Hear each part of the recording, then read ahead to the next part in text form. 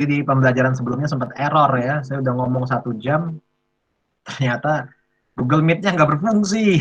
Capek deh gue ngomong di kelas 11 IPS. Mudah-mudahan nanti ini saya rekam supaya saya bisa upload ke YouTube dan saya kirimkan linknya atau tasnya kepada teman-teman di kelas 11 IPS. Alhamdulillah, salatu wassalamu ala nabiyina Muhammad wa ala alihi wa sahbihi wa mawala. Asyhadu an la ilaha illallah wahdahu la syarikalah wa asyhadu anna Muhammadan abduhu wa rasuluhu la nabiyya ba'dah. Teman-teman yang dirahmati oleh Allah Subhanahu wa taala, pada kesempatan pagi hari ini kita akan melanjutkan kembali pembelajaran sejarah Indonesia yang akan kita bahas dari modul yang sudah dibagikan di classroom pelajaran sejarah di kelas antum.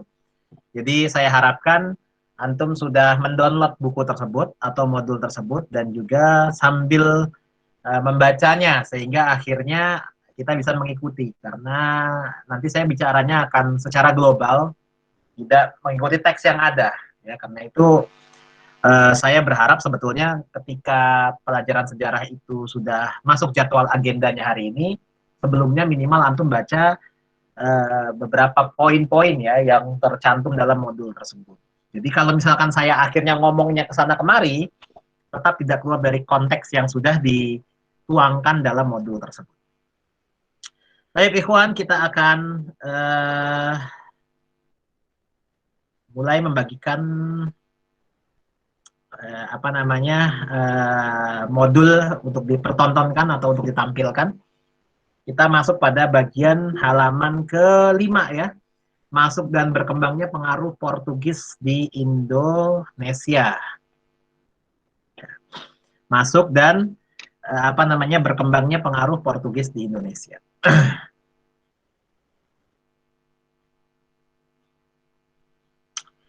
Oke, kita lihat di sini adalah bangsa Portugis adalah salah satu dari bangsa Eropa yang juga menerima kenyataan terhadap kekuasaan Turki Utsmani. Tidak bisa tidak atau tidak bisa kita nafikan bahwasanya pengaruh kekuatan Turki Utsmani ketika berhasil memenangkan perang salib yang berjalan cukup lama, beberapa abad itu kan perang salib, kalah, menang, kalah, menang, kalah, menang, kalah, menang, nanti hingga akhirnya puncaknya Islam kalah ya. Puncaknya Islam kalah disebabkan bukan karena kuatnya kekuatan pasukan barat atau Eropa ketika itu, tapi kekalahan Turki Utsmani tidak lain dan tidak bukan karena adanya apa-apa yang disebutkan oleh Nabi Shallallahu Alaihi Wasallam, hubbud dunya wa karahiyatil maut, yaitu orang-orang kaum muslimin ketika itu sudah terkena fitnah dunia, sudah memiliki penyakit wahan di dalam hatinya. Itulah yang menyebabkan kaum muslimin dapat menerima kekalahan. Karena dalam sejarahnya, dari sisi manapun, bahkan dari zaman Nabi Shallallahu Alaihi Wasallam, kaum muslimin apabila mereka bersatu, mereka dibangun di atas fondasi tauhid yang kuat, dan mereka senantiasa mengikuti instruksi ya dari kekhalifahan ketika itu yang memegang tampuk kepemimpinan, maka kita akan kuat dan bisa mengalahkan bangsa manapun. Ya, dari beberapa peperangan-peperangan yang telah dilakukan oleh Nabi Shallallahu Alaihi Wasallam, baik perang Uhud, perang Badr, perang Khandaq, dan yang lain sebagainya, hingga apa-apa yang dilakukan oleh Sultan Muhammad Al-Fatih II, yang dilakukan ketika itu untuk menaklukkan Andalusia, menaklukkan Persia, menaklukkan Romawi, dan yang lain sebagainya, terbukti kaum muslim itu memenangkan ya pertarungan. Begitu juga yang terjadi di Indonesia ketika masa-masa perjuangan kemerdekaan Indonesia ketika itu, di mana kaum muslimin bersatu berhasil mengusir kekuatan Jepang, ditambah lagi diuji coba kekuatan kaum muslimin ketika itu untuk melawan agresi militer Belanda yang pertama dan agresi militer Belanda yang kedua.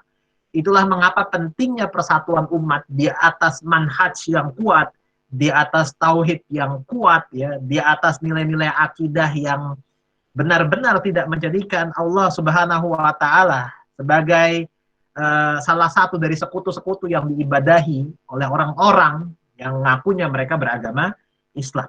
Jadi kalau mau Islam kuat, maka Islam harus bersatu. Dan inilah yang dikhawatirkan oleh bangsa Barat. Ketika Islam kuat, maka bangsa Barat merasa mereka terancam. Ya, Mereka khawatir kejadian di mana Turki Utsmani menguasai mereka selama sekian abad lamanya dan menyebabkan mereka berada dalam apa namanya waktu-waktu yang disebut sebagai Dark Age itu adalah salah satu sebab di mana bangsa Barat mengalami kemunduran. Ya mereka sekian ratus tahun lamanya atau sekian puluh tahun lamanya ya merasa berada di bawah kekuasaan kaum muslimin, membuat mereka tidak lagi mendapatkan manfaat dari kehidupan mereka yang sebenarnya. Karena aturan-aturan itu diselenggarakan oleh kekuatan Turki Utsmani saat itu. Nah ini menarik ya. Nah Portugis adalah salah satu dari bangsa Eropa yang menerima kenyataan pahit tersebut. Ya, namun akhirnya bangsa Portugis mengalami kemajuan yang baik dalam bidang ilmu pengetahuan dan teknologi. Kalau kita bahas sebelumnya, ya ilmu pengetahuan dan teknologi yang mereka dapatkan itu sebetulnya tidak lain dan tidak bukan adalah ilmu pengetahuan dan teknologi yang mereka adopsi dari apa-apa yang dimiliki oleh kaum muslimin ketika itu. Ini kan di sini disebutkan kan, penemuan dalam bidang sains kebumian yang dikemukakan oleh Kopernikus, ya, itu sebetulnya sudah jauh-jauh hari disampaikan oleh Allah Tabaraka wa Ta'ala dalam surat An-Naziyat. Ya, begitu juga para ilmuwan sebelum Kopernikus menguraikan argumentasinya seperti Ibnu Karzabah dalam Al-Masalik wal Mamalik yang mengatakan bumi itu berputar sebagaimana perputaran bola. Tempatnya seperti Al-Muhah, kuning telur dalam tengah telur. Ya, jadi orang-orang Islam ketika itu telah mengetahui bahwasanya sudah ada teori-teori yang menyatakan bumi itu bulat. Ditambah lagi juga di sini ya, adanya penemuan-penemuan yang dilakukan oleh kaum muslimin dalam bidang teleskop, kompas, peta dunia, dan hal-hal yang sifatnya kemaritiman lainnya. Kita mengetahui ada salah satu peta yang dibuat oleh salah seorang ilmuwan muslim yang melakukan perjalanan dari barat ke timur, dari timur ke barat, bolak-balik. Ya ini adalah Al-Idrisi, di mana Al-Idrisi itu melakukan penulisan ya terkait dengan peta-peta perjalanan. Dari peta perjalanan tersebut diuraikan bagaimana keadaan penduduknya, bagaimana kebudayaan yang berlaku dalam kehidupan mereka. Dan dari situ pula kita mengetahui bahwasanya Al-Idrisi beserta geografiawan lainnya yang berasal dari kaum muslimin ketika itu mengetahui dan membuat adanya pertemuan arus panas dan arus dingin. Ini disebutkan dalam buku yang diterjemahkan oleh pustaka Al-Kautsar ya, saya agak lupa bukunya, Sumbangan Islam untuk Peradaban Dunia kalau nggak salah bukunya, ditulis oleh Muhammad Raghib Assirjani. Antum bisa membaca buku tersebut kalau nggak salah di perpustakaan ada, itu adalah buku yang bagus untuk antum baca dalam melihat bagaimana kiprah kaum muslimin dalam sumbangsih keilmuan yang dimiliki oleh mereka ketika itu terhadap peradaban dunia hari ini. Karena tidak lain dan tidak bukan peradaban dunia hari ini mungkin hampir sebagian besar disumbangkan oleh peradaban-peradaban Islam ketika itu. Karena sebelumnya memang Barat tidak memiliki peradaban. Peradaban Barat itu terkungkung dalam peradaban yang dibuat oleh gereja. Dan kita mengetahui bahwasanya doktrin gereja itu adalah doktrin yang mengungkung mereka. Ya, membuat mereka tidak bisa melakukan eksplorasi terhadap ilmu pengetahuan. Sehingga akhirnya banyak hal yang terhambat dari kehidupan mereka. Mereka baru terbuka matanya ketika orang-orang Barat dikuasai oleh pasukan Turki Utsmani. Nah, ketika Turki Utsmani berkuasa, barulah di situ mereka sadar bahwasanya selama ini mereka telah berada dalam kesalahan yang cukup panjang. Terlena dalam doktrin gereja yang menyesatkan mereka dan tidak membuat mereka maju serta berkembang. Ya. Kebalikannya dengan kaum muslimin. Kaum muslimin mereka mempelajari kitabnya, mereka kembali kepada ulama, mereka kembali kepada ketaatan-ketaatan mereka kepada amir atau khalifah ketika itu. Dan akhirnya mereka bisa menaklukkan bangsa-bangsa lain di dunia, termasuk diantaranya bangsa Barat. Ya itulah mengapa disebutkan dalam sebuah adagium atau sebuah idiom yang dikatakan bahwasanya orang-orang Barat itu menjadi maju dan hebat karena meninggalkan kitab sucinya. Karena kitab sucinya udah banyak diubah. Sebaliknya orang-orang Islam, kalau mereka mau maju dan berkembang, ya maka seharusnya mereka kembali kepada agamanya.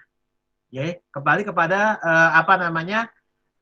nilai-nilai yang dianut sebagaimana apa-apa yang dipahami oleh para sahabat Nabi Shallallahu Alaihi Wasallam dari apa-apa yang disampaikan dalam hadis dan Al-Quran. Nah itu kebalikannya. Jadi orang-orang Barat maju berkembang karena dia meninggalkan kitabnya. Maka seharusnya dan kebalikannya orang-orang Muslim bisa menaklukkan wilayah-wilayah lain di dunia karena mereka kembali kepada kitab sucinya. Lihat bagaimana perjalanan yang dilakukan oleh Al-Karzabah tadi itu dilandasi pada semangat dari apa-apa yang Allah firmankan. Mereka melihat ya pergantian malam dan siang. Dari situ aja mereka bertanya-tanya, mengapa di belahan bumi yang lain ya secara waktu yang bersamaan, padahal sama-sama di bumi, di matlak yang sama, ya mereka bisa menemui ada wilayah yang di sini pagi, di sini siang, di sini malam. Ya, sama kayak halnya antum naik pesawat gitu ya. Itu kan adalah sebuah pembuktian bahwasanya bumi itu bulat. Berbeda halnya dengan doktrin gereja yang mengatakan bumi itu tidak bulat. Sehingga menyebabkan Nikolaus Kopernikus itu harus menerima pahitnya konsekuensi dari apa yang dikatakan tentang bumi itu bulat. Karena itu bertentangan dengan doktrin gereja ketika itu. Nah, kita kembali ke sini. Akhirnya orang-orang Portugis mendapatkan informasi yang cukup banyak ketika itu. Dari tempat mereka sendiri. Karena sebagian sumber menyebutkan bahwasanya ketika Turki Utsmani itu menaklukkan Konstantinopel, tadinya Konstantinopel itu adalah tempat nongkrong-nongkrongnya orang-orang Eropa. Karena di situ adalah pusat pertemuan.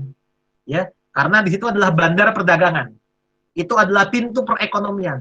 Dan kita mengetahui secara persis bahwasanya perekonomian itu merupakan salah satu sendi, bahkan salah satu fondasi yang paling kuat untuk menciptakan kesejahteraan sebuah bangsa. Nah, Konstantinopel itu adalah pusat perdagangan. Itulah mengapa sangat amat efektif ketika berhasil ditaklukkan oleh kaum muslimin. Dipegang langsung pasarnya.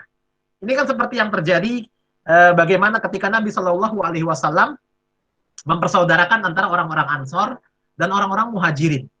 Kita lihat bagaimana orang-orang Muhajirin ketika datang, ketika itu adalah Abdurrahman bin Auf. Mentalnya adalah mental berdagang.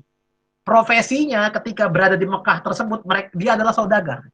Maka ketika dipersaudarakan oleh orang-orang Ansor ketika itu, dan diminta untuk memilih perempuan-perempuan untuk dijadikan istrinya, yang dipersaudarakan tersebut, saya agak lupa namanya, bersedia untuk menceraikan salah satu istrinya, demi saudara barunya, yaitu Abdurrahman bin Auf, tapi Abdurrahman bin Auf meminta untuk ditunjukkan di mana letaknya pasar.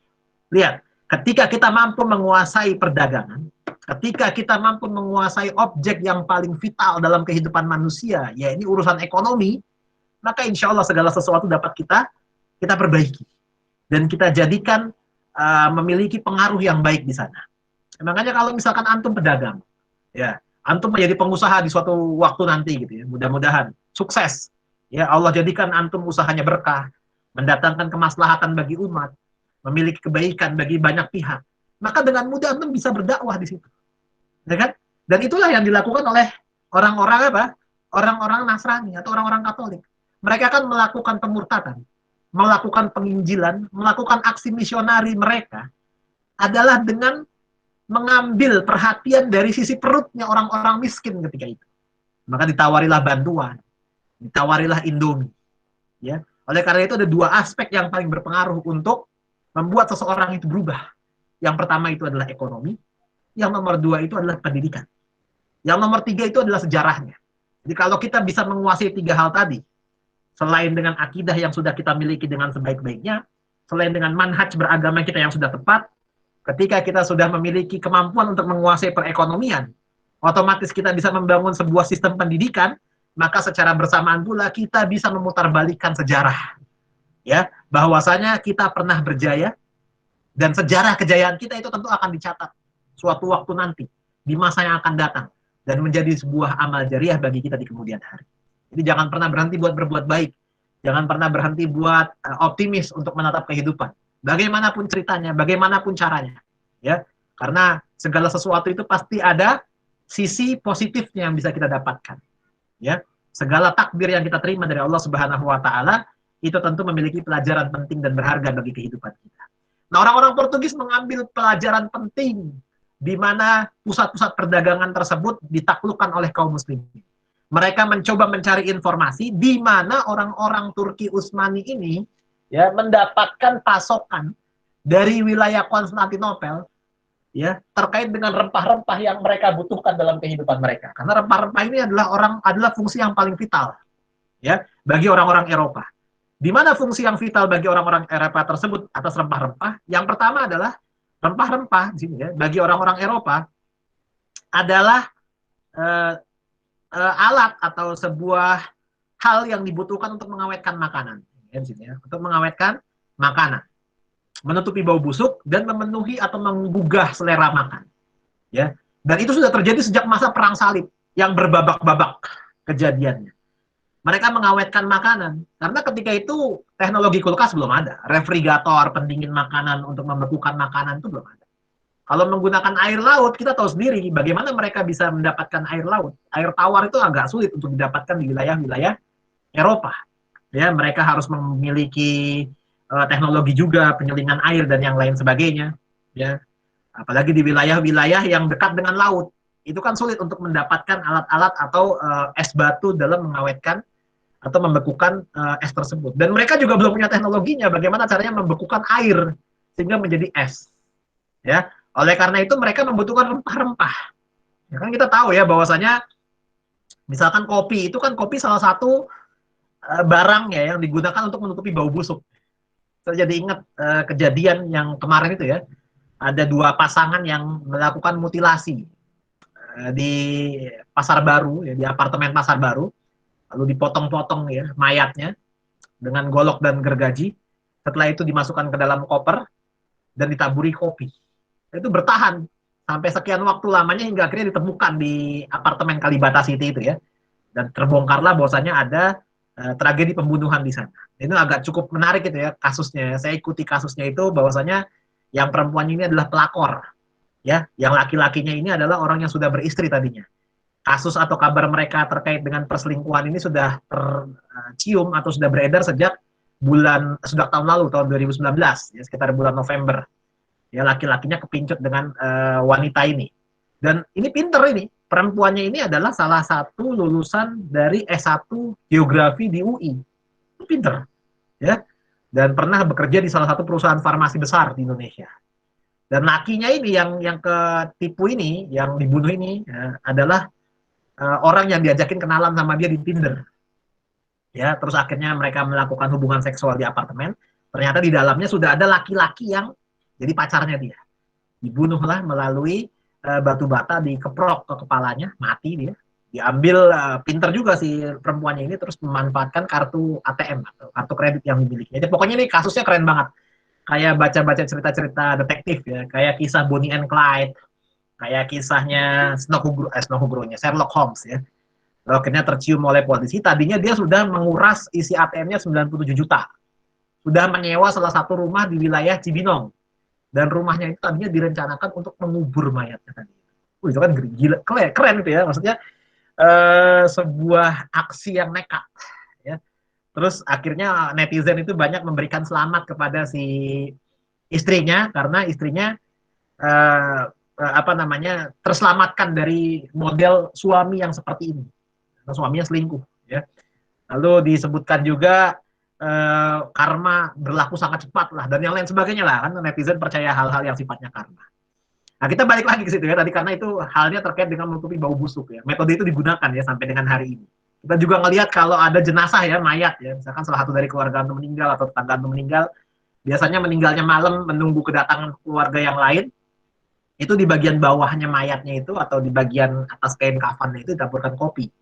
Itu terjadi juga sama kakek saya dulu karena meninggalnya itu sore menjelang malam. Untuk dikuburkan itu sulit karena di Jakarta itu harus menanti apakah ada kuburan yang kosong atau ada liang yang kosong atau tidak dan menunggu kedatangan saudara-saudara yang lain. Maka dikasih kopi biasanya. Nah, itu kan kopi salah satu bagian dari rempah-rempah. Kenapa kopi sebagai bagian dari rempah-rempah? Karena nanti ketika Belanda menguasai Indonesia, dia juga menjadikan kopi sebagai komoditi tanam paksa. Ada 8 komoditas tanam paksa, di antaranya kopi. Nah, kita balik lagi ke sini. Terus selanjutnya adalah rempah-rempah juga digunakan oleh orang-orang Portugis, ya, orang-orang Eropa sih khususnya, dalam memenuhi selera makan mereka. Ya, kita tahu bahwasannya selera makanannya orang-orang Eropa itu beda dengan selera makannya kita. Kita nasi aking aja makan. Kita nasi kucing aja beres.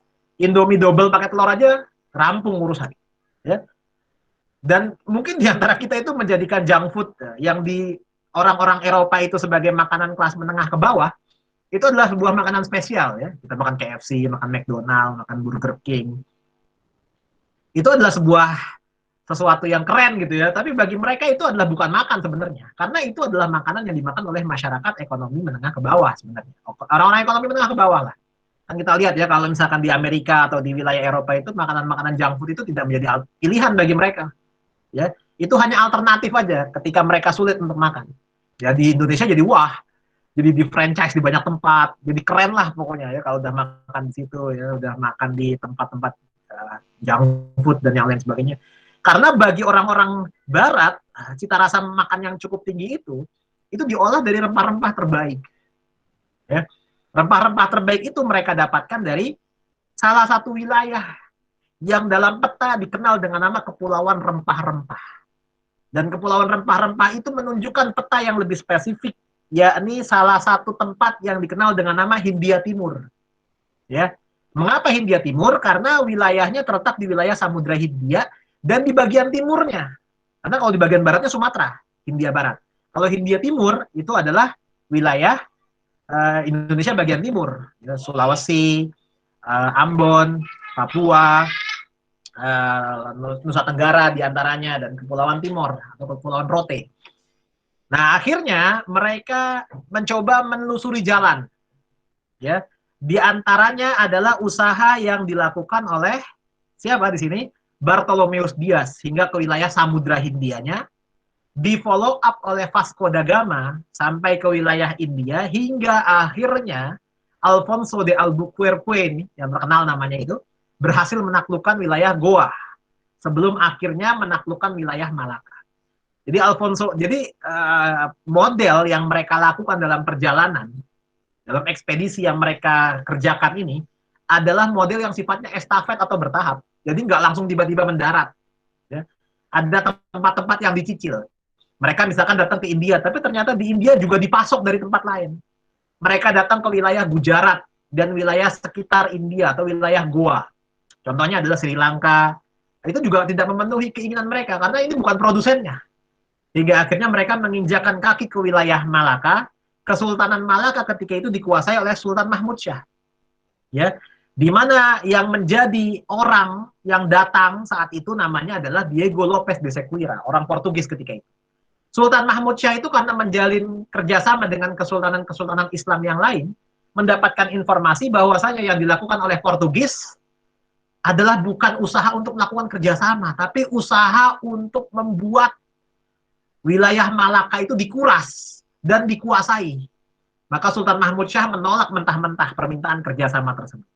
Nah, dari sini Portugis belajar bahwasanya usaha untuk melakukan kerjasama dalam mendapatkan apa yang mereka dapatkan atau mereka inginkan itu tidak cukup. Maka mereka harus menaklukkan, menguasai, memerangi, menindas, ya, dan juga memberikan pengaruh. Lalu akhirnya terjadilah penguasaan yang dilakukan oleh Portugis, ya, sehingga membuat kemelut kerajaan antara Sultan Mahmud dengan anaknya Sultan Ahmad. Jadi sudah ada konflik internal. Nah, ini masalah yang paling pelik ya di antara kaum muslimin. Ya, kita mengenal bahwasanya kemarin di kesultanan-kesultanan Islam ada beberapa kesultanan-kesultanan Islam yang permasalahannya itu disebabkan karena adanya konflik internal. Ya, jadi kesultanan Islam itu pecah karena adanya permasalahan konflik-konflik internal. Contohnya adalah yang terjadi di Banten. Ya. Kesultanan Banten itu terjadi konflik internal antara Sultan Ageng Tirtayasa dengan Sultan Haji, di mana VOC menunggangi.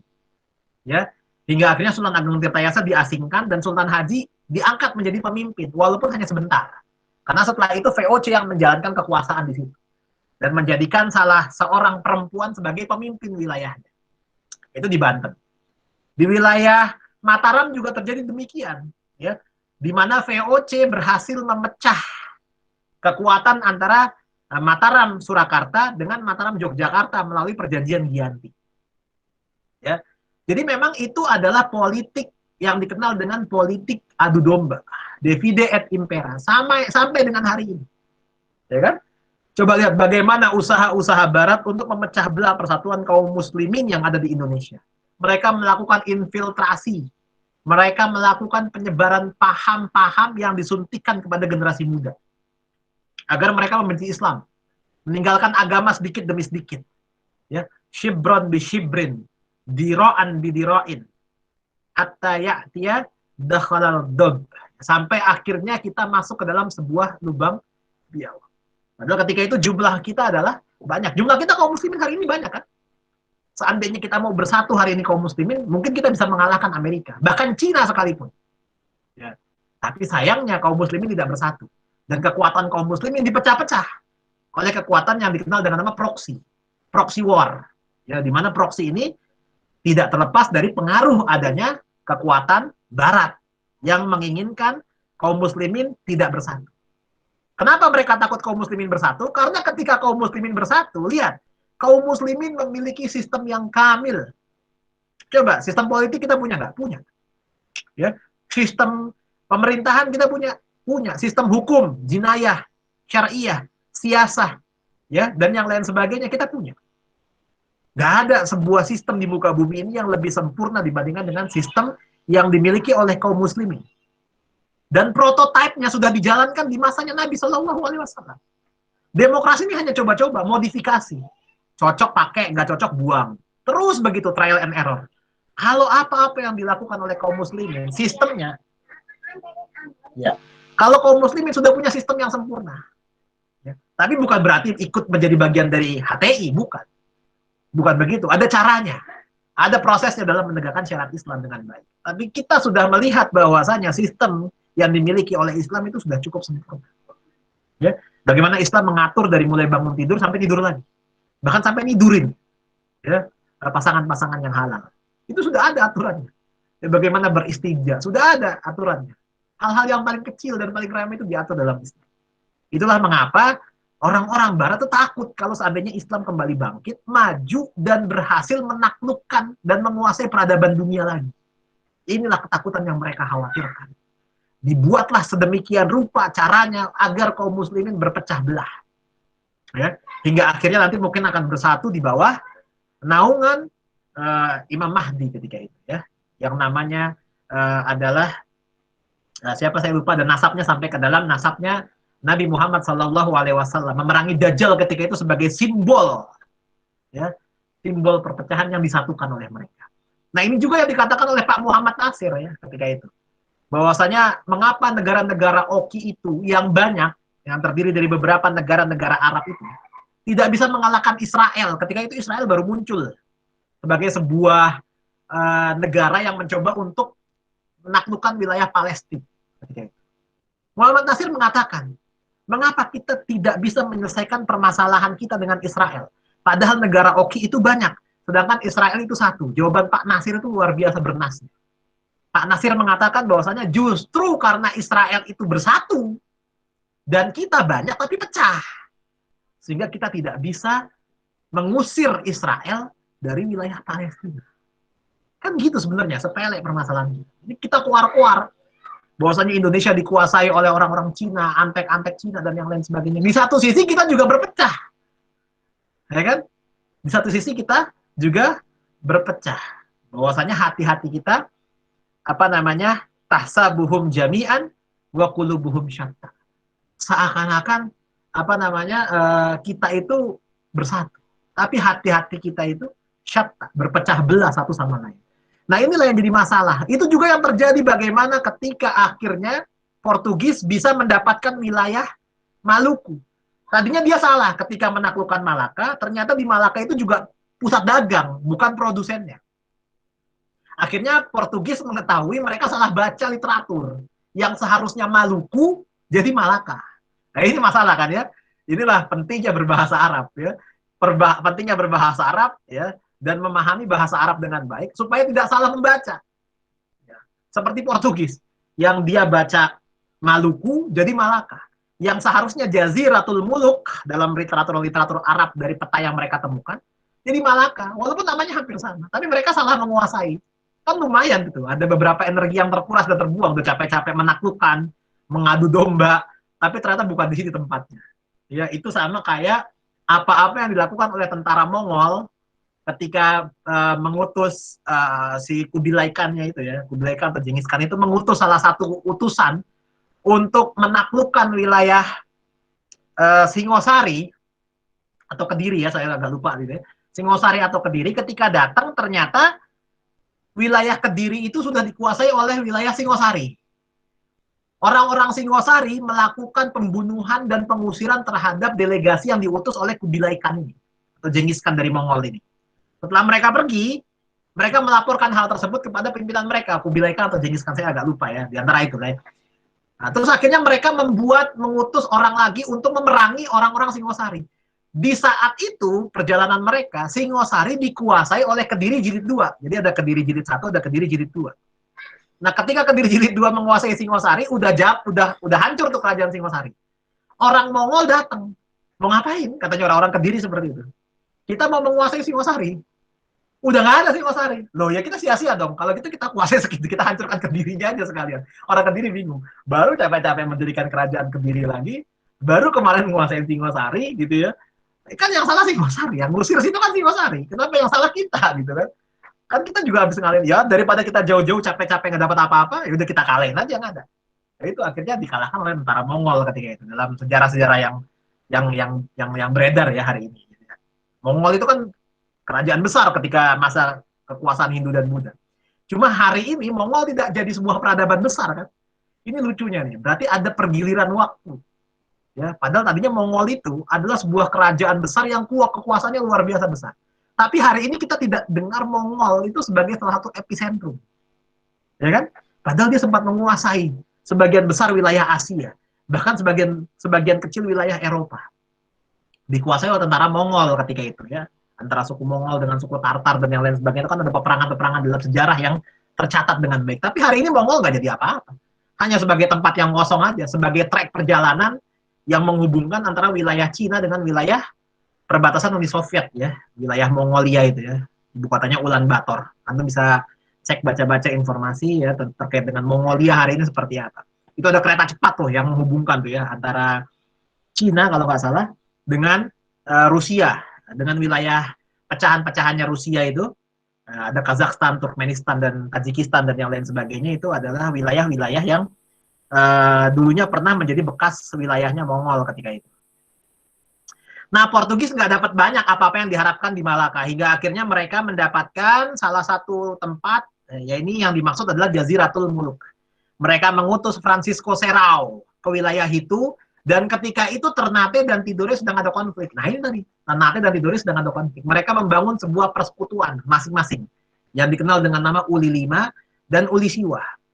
Ya, persekutuan-persekutuan yang tadi itu memiliki masing-masing 5 kerajaan-kerajaan yang menjadi pengikutnya, dan yang satu lagi 9 kerajaan-kerajaan yang jadi pengikutnya. Dan orang-orang Ternate dan Tidore terkesima dengan apa yang dilakukan oleh Francisco Serrao. Karena dia bersama dengan pasukan-pasukannya memperlihatkan atraksi, kehebatan dalam berkelahi dan bertempur. Wah kan, itu menjadi sebuah benefit ya bagi Ternate dan Tidore yang sedang konflik. Kalau seandainya ini jadi bagian dari gua, maka gua pasti bakal bisa ngalahin dia. Jadi backingan. Ketika itu Portugis dianggap sebagai backingan di antara dua kerajaan yang saling berseteru ini. Cuma akhirnya yang memenangkan pesonanya itu adalah Portugis menguasai wilayah Ternate. Nanti akhirnya Spanyol menguasai wilayah Tidore. Kita bahas ya. Mudah-mudahan waktunya cukup. Kurang lebih 10 menit lagi nih. Nah, Portugis menjalin hubungan baik dengan Ternate hingga mampu membuat benteng. Ya. Dan yang ngerinya lagi ketika itu, setelah dikasih ati minta jantung, ya, dikasih apa namanya jeroan minta daging, maka orang-orang Portugis membawa Raja Tabarigi, salah satu raja yang menguasai wilayah Ternate ketika itu, dan dimurtadkan di wilayah Malaka, ya, dan namanya diubah menjadi Dom Manuel. Ya orang-orang Ternate ya nggak terima, orang tadinya agamanya Islam kok tiba-tiba rajanya dimurtadkan. Digantikan, nah karena kesultanan itu sultannya harus muslim. Maka naiklah Sultan Khairun ketika itu. Dan Sultan Khairun pun dibunuh oleh orang-orang Portugis. Ya, orang-orang Portugis membunuh Sultan Khairun dengan cara dijebak. Seperti apa yang dilakukan oleh Belanda terhadap Pangeran Diponegoro. Itu kan dijebak. Diminta untuk datang ke pertemuan, diajak minum, ya disinilah ada clash ya, ada cerita sejarah yang berbeda terkait dengan Pangeran Diponegoro bahwa dia tidak sepenuhnya alim karena dia menerima tawaran minum alkohol. Orang-orang Eropa tuh gila minum, ya makanya pemain-pemain sepak bola itu kalau mereka sudah pensiun jadi pemain sepak bola, khususnya di pemain nasional Italia itu diantaranya mereka punya bisnis. ladang anggur. Ya, selain ladang anggur, mereka juga mengolah fermentasi anggur menjadi minuman alkohol. Karena mereka minum alkohol itu udah sama kayak minum air putih. Ya, itulah kalau band-band dari barat, musisi-musisi dari barat datang ke Indonesia. Yang nomor satu, mereka tidak mempertanyakan bagaimana penginapannya, bagaimana perempuan yang akan disantap oleh mereka atau dijajal oleh mereka dari orang-orang Indonesia. Enggak. Yang mereka minta pertama kali itu adalah bir, adalah minuman beralkohol. Karena mereka minum alkohol itu udah kayak minum air putih. Ya, kita minum air putih nggak kayak minum alkohol, ya kan? Jadi susah sehat, ya, susah sehat bagi diri kita itu karena memang orang-orang Barat itu kan biasa hidup dengan keadaan yang dingin, sehingga mereka membutuhkan minuman-minuman yang hangat. Itulah yang membuat Ulil Absar Abdallah itu mengeluarkan fatwanya. Bisa jadi di Rusia itu vodka menjadi halal karena wilayahnya adalah dingin, ya kan? Jadi dia mempertimbangkan al-masalih, ya, wal mursalah. Jadi mereka mempertimbangkan seperti ini orang-orang liberal ini, menjadikan vodka itu halal karena daerahnya dingin. Kalau nggak minum ntar mati. Daripada mati, ya kan? Al-masyaqqah tajribu taisir, seperti itu menurut mereka mungkin, ya. Jadi akhirnya mereka menghalalkan vodka. Itu orang-orang jil seperti itu dulu. Fatwanya si Ulil Absar Abdallah itu ditulis di Kompas kalau nggak salah. Sekarang dia jadi buka pengajian Ihya, ya, dan kajian Al-Munkis Minad Dolal. Tadi malam baru hataman tuh ya kitabnya ya. Saya ikut hatamannya Ulil Absar Abdallah ya dalam membahas kitab Hujjatul Islam Imam Ghazali Al-Munkis Minad Dolal ya. Itu bisa baca kitab itu, adalah kitab yang luar biasa hebatnya dari Imam Al-Ghazali, termasuk salah satu kitab yang menjadi kitab saripati dari kitab Tahafut Al-Falasifah ya, yang ditulis oleh Imam Ghazali sebagai bantahan terhadap ilmu filsafat. Dan akhirnya dibantah lagi oleh muridnya Imam Ghazali, yaitu Ibn Rushd dalam bukunya Tahafut At-Tahafut, ya. Dan kita tahu Ibn Rushd itu adalah salah seorang fuqaha dan ilmuwan, saintis juga dia, ya. Di mana Ibn Rushd itu punya buku yang sampai hari ini jadikan kita preferensi fikihnya orang-orang Libya, Bidayatul Mujtahid. Nah, kita lanjutkan di sini. Kekuasaan Portugis berakhir akhirnya ketika Ternate dipimpin oleh pelanjut tahta Sultan Khairun, yaitu Sultan Ba'abullah. Dan Sultan Ba'abullah meminta diusut kematiannya Sultan Khairun, tapi Portugis nggak mau. Akhirnya Portugis dikepung, ya, selama 5 tahun, ya, selama 5 tahun agar Portugis angkat kaki dari wilayah Ternate ketika itu. Dan sampai dengan hari ini peninggalan-peninggalan Portugis masih ada, ya. Contohnya adalah musik roncong. Lalu diantaranya adalah penamaan-penamaan yang menggunakan fam-famnya orang-orang Portugis, kayak Da Costa, De Freitas, Mendoza, Da Silva, Rodriguez, ya, suaminya Krisdayanti itu ya, Raul Lemos, ya, yang suka pakai baju Real Madrid biar dibilang Raul Gonzalez, misalkan seperti itu. Nah, Portugis semakin tertekan setelah kedatangan pasukan Belanda tahun 1600, ya. Lalu akhirnya orang-orang Belanda menduduki dan mengusir orang-orang Portugis. Karena sebenarnya begini, orang Ternate merasa tidak nyaman dengan orang-orang Portugis. Datang Belanda dianggap menjadi Mesiah, juru selamat. Nah, nggak taunya Belanda juga menjadi juru sesat ya, terhadap orang-orang Portugis. Portugis menyebarkan agama Katoliknya sampai dengan hari ini peninggalan agama Katolik itu masih kuat bertahan di wilayah Pulau Ambon, ya, di wilayah Maluku. Beberapa di antaranya masih banyak yang beragama Portugis, beragama Katolik. Puncaknya itu pernah terjadi peperangan antara orang-orang Islam dengan orang-orang Salibis ketika itu, sehingga adanya Laskar Jihad Ahlus Sunnah wal Jamaah yang dipimpin oleh Al-Ustaz Ja'far Umar Thalib rahimahullahu ta'ala. Nah, orang-orang Portugis itu melancarkan pemahaman atau menyebarkan agama Katolik mereka dengan sistem yang dikenal dengan nama parado. Parado itu adalah mereka bekerja sama dengan orang-orang yang masih menyembah berhala ketika itu. Ya, jadi mereka berkoalisi, ya, untuk membuat orang-orang Islam semakin tidak nyaman dan memberikan hak-hak spesial kepada orang-orang yang menyembah berhala. Itu namanya parado. Ya, mereka memurtadkan dengan berbagai macam cara. Ya, hingga akhirnya orang-orang Islam murtad, ya, memeluk agama Katolik ketika itu. Nah, cuman ketika Belanda datang, beberapa di antaranya juga berpindah haluan menuju agama Calvinism.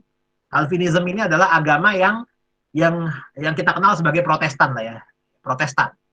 Jadi agama Calvinism ini adalah agama Protestan karena ini akidahnya beda dengan agama Katolik, Ya, Protestan dengan Katolik itu akidahnya berbeda karena Katolik itu mengakui Trinitas, 3 dalam 1, 3 in 1, 1 in 3, ya, kayak joki. Jadi kayak joki masuk ke Jalan Sudirman, Jalan Kuningan. Jadi satu mobil itu harus ada 3 orang dan mereka dianggap sebagai orang yang aman. Ya 3 dalam 1, 1 dalam 3. Ya, jadi satu mobil itu ada 3 orang, 3 orang itu berada dalam satu mobil. Nah itu dianggap sebagai juru selamat oleh orang-orang orang Katolik. Ya. Mereka menganut paham kepercayaan yang disebut sebagai Trinitas. Makanya disebut sebagai Yesus anak Tuhan. Ya. Dan orang-orang Protestan ya tidak menganggap hal yang demikian, tapi orang-orang Protestan menganggap ya Yesus itu bukan anak Tuhan. Yesus itu adalah ya Yesus ya, apa namanya ya sama halnya seperti kita memahami nabi mungkin ya, membawa ajaran-ajaran Tuhan ya, tapi bukan berarti dia Tuhan. Nah, ini adalah perbedaan pendapat antara Katolik dan Protestan. Nah, orang-orang Katolik masuk Protestan itu murtad. Dan orang Protestan masuk Katolik itu murtad. Maka yang terjadi antara Chelsea Olivia, ya, waktu nikah itu kan dia disebut murtad kan, pindah agama, yang dari Katolik menjadi Protestan. Nah, setelah itu berdasarkan kesepakatan Lisabon tahun 1859, kerajaan Belanda dan kerajaan Portugal, bangsa Portugis harus rela mengangkat kaki dari wilayah Hindia Timur. Berakhirlah masa kekuasaan Portugis. Ya, kecuali bagian timur dari Pulau Timor yang hari ini dikenal sebagai Timor Leste. Makanya waktu kemarin referendum pemisahan Timor Leste dari Indonesia itu banyak pengaruh-pengaruh Portugis juga ketika itu dalam pelaksanaan referendum yang ada. Nah sekarang orang-orang Timor Leste pengen balik lagi jadi bagian dari Indonesia. Kemarin pisahan, sekarang pengen balikan lagi. Karena setelah dianggap ada rilis ya, ada survei yang mengatakan bahwasanya Timor Leste itu merupakan salah satu dari negara termiskin di dunia. Ya kan? Wah kan bahaya kalau gabung sama Indonesia. Indonesia kan dianggapnya sebagai negara miskin. Nanti kalau Timor Leste gabung adalah negara miskin termiskin. Nah, bahaya kan jadinya kan? Ya, bahaya kalau Indonesia gabungan lagi sama Timor Leste. Negara miskin gabung sama negara termiskin. Maka nanti di berita muncul survei negara Indonesia merupakan negara miskin termiskin, itu dia. Cuma negara miskin termiskin. Ini kan susah ya, jadi merokap ya, double, kuadrat apa yang dimiliki oleh Indonesia nantinya. Lalu lah yang ngajar lu. Nah itu yang terjadi di apa namanya di Portugis ketika itu yang akhirnya harus mengangkat kaki dari wilayah Indonesia. Kita masih menyisakan satu pembahasan lagi yaitu Spanyol. Kita baca cepat aja screening ya. Bahwasanya Spanyol itu adalah ekspansi yang dilakukan sebelumnya oleh Sebastian Delcano. Kalau tadi Portugis menguasai Ternate, maka Spanyol bekerja sama dengan Tidore. Ya, mendarat pada tahun 1521 dan langsung ketemu wilayah Hindia Timur. Karena bedanya antara Portugis dengan Spanyol, Spanyol itu menjelajah ke wilayah Atlantik terlebih dahulu melewati Amerika. Itulah mengapa jalur estafet yang dia buat menjadikan Christopher Columbus dan Amigo Vespucci ketika itu menemukan benua Amerika. Sebenarnya bukan menemukan benua Amerika, ya, karena sebelumnya beberapa referensi atau literatur mengatakan Amerika itu adalah sebuah tempat yang sudah dihuni, bahkan dihuni oleh kaum muslimin. Sempat ada sejarahnya yang terkenal adalah salah seorang tokohnya yang dikenal dengan nama, semoga betul ya apa yang saya sampaikan, namanya Khairuddin Barbarossa. Ya itu antum cari informasinya atau apa namanya perihal biografi seorang Khairuddin Barbarossa ini. Jadi sebelumnya sudah beragama Islam, ya Amerika ini. Lalu datanglah Amigo Vespucci, datanglah Christopher Columbus yang mengatakan mereka lah menemukan penemu benua Amerika. Nah ini ada polemik ya di antara sejarawan ya di kalangan orang-orang paleoantropolog. Kalau memang Amerika itu tadinya agama Islam, mana jejak-jejaknya, artefaknya yang menyebutkan bahwasanya sebelumnya adalah agama Islam. Ya itu panjang lah pembahasannya. Nah, setelah mengarungi wilayah Amerika dan akhirnya melalui Samudra Atlantik, mereka sampai ke wilayah Tidore tadi itu. Melihat bahwasanya Ternate itu didukung oleh Portugis, maka tidak ada pilihan lain oleh Spanyol selain mendukung Tidore, karena itu dua persekutuan besar. Ya, dan diterima dengan senang hati serta sesuatu yang ditunggu-tunggu selama ini. Coba lihat, saking pengennya punya backingan, itu kita sebenarnya nggak percaya diri, padahal kita kuat. Sampai nunggu backingan terlebih dahulu. Dan backingan itu ditunggu-tunggu coba. Ya, untuk menandingi kekuasaan yang ada. Nah, akhirnya sama halnya dengan Portugis, disusul oleh Belanda, VOC pun melakukan monopoli perdagangan. Spanyol juga aktif dalam melakukan penyebaran agama Katolik. Salah satu tokohnya yang terkenal adalah Santo Ignatius Loyola. Ini jadi nama sekolah di Yogyakarta namanya ya, ST Loyola. Dan ada Santo Francis Xavier, yang mereka ordonya adalah ordo Jesuit. Ordo Jesuit ini adalah ordo yang paling benci terhadap kaum muslim. Ya, biasanya di akhir nama mereka itu ada gelarnya, namanya SJ. Kalau ditanyakan tentang Islam, mereka bencinya minta ampun, sampai ke ubun-ubun. Ya. Nah, itu adalah orang-orang yang memberikan pengaruh Katolik di wilayah Ternate, Morotai, dan Ambon. Wilayah Moro, yang sekarang namanya jadi bagian wilayah Filipina. Tapi sampai dengan hari ini masih menjadi kekuatan kaum muslimin, ya. Dan mereka mendirikan MILF, ya, Moro Islamic Liberation Front, ya. Jadi front pembebasan Moro yang dulunya dipimpin oleh Abu Sayyaf di Filipina. Nanti kita bahas. Persaingan antara Spanyol sama dengan Tidore dan Portugis. Tidore sama dengan Portugis dan Ternate-nya. Nah, dua hal itu, dua kekuatan itu, Portugis dan Spanyol akhirnya perang sendiri, ya, rebutan, hingga akhirnya dipisahkan melalui adanya perundingan yang dikenal dengan nama perundingan Tordesillas. Itu sempat reda, tapi ternyata ribut lagi antara Spanyol dengan Portugis di Indonesia atau di wilayah Maluku. Sehingga akhirnya Roma sebagai otoritas tertinggi dalam agama Katolik memutuskan melalui adanya perjanjian yang dikenal dengan nama perundingan Zaragoza. Nah, di perundingan Zaragoza tersebutlah disepakati bahwasanya yang memiliki hak terhadap wilayah Maluku adalah Portugis. Karena ini titahnya dari gereja langsung, dari Roma, ya, bukan Roma biskuit, ya, tapi Roma yang memang tempatnya Vatikan itu, ya, tempat pusat agama Katolik ketika itu. Nah, akhirnya Spanyol mendapatkan wilayah, ya, yang juga termasuk bagian dari Maluku juga sebetulnya ketika itu, ya, ini wilayah Filipina. Nama Filipina sendiri diambil dari nama Raja Spanyol ketika itu, yaitu Raja Felipe atau Raja Filipus II. Ya, tadinya Filipina itu juga agamanya Islam. Bahkan ada salah satu wilayah di dekat dengan Spanyol gitu, seperti Mindanao, ada wilayah lain yang disebut dengan Kepulauan Sulu. Kepulauan Sulu itu diklaim dimiliki oleh Filipina hari ini. Tapi orang-orang Kepulauan Sulu menganggap mereka punya kekhalifahan sendiri. Mereka punya sistem pemerintahan sendiri. Ya. Tapi sampai hari ini belum juga disebut sebagai sebuah negara juga, hanya disebut sebagai Kepulauan Sulu. Antum cari aja informasinya terkait dengan Kepulauan Sulu di internet itu. Kemarin sempat konflik, sempat perang di laut dengan Filipina ketika itu. Ya. Dan Kepulauan Sulu itu mandiri, luar biasa mandirinya. Mereka punya militer, punya kekuatan ekonomi, politik, tanpa mereka bergabung dengan organisasi persatuan atau asosiasi negara-negara yang lain.